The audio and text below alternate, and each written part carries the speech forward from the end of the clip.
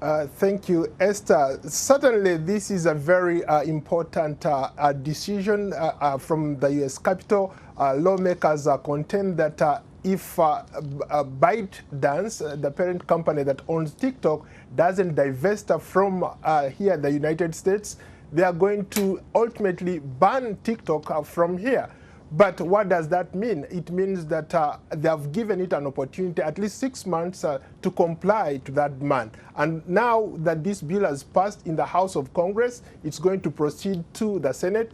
And if Senate can overwhelmingly replicate what was done in the House, chances are that President Biden will sign it and it will be codified as law here in the United States. So that means that if they have not divested by then they'll be banned from the United States.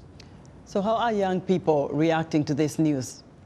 Mixed reactions, Esther. You think about a lot of young people using TikTok for all sorts of things. There are people who produce content that pays them money. People have started small businesses on TikTok that have mushroomed into startups that are generating millions and millions of dollars for these young people. You have TikTok that allows them the opportunity to express themselves. There are people who think that banning TikTok here is like trying to silence them, gag them from expressing themselves. So there are those concerns. There are people who think that this is politically motivated. There are people who look at it as an age gap issue. Most of the legislators are in that age range where they cannot relate with what is on TikTok. And when you think about it, TikTok's majority or the most important people on TikTok are 12-year-olds to 30-year-olds. So when you look at that age gap,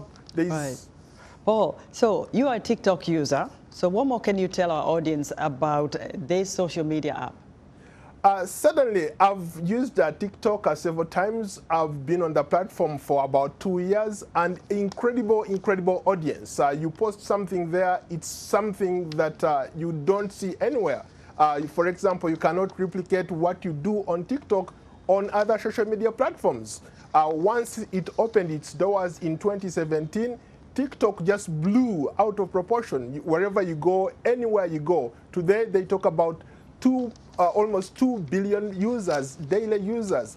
That's a huge leap compared to what it was when it opened up in 2016. It was in the millions, but now you're talking about 2 billion. So there is also that scare from other social media sites that TikTok could actually take away that audience. That's why you see them pushing harder Congress here in the United States, especially the big social media giants here, trying to tap into that market as well.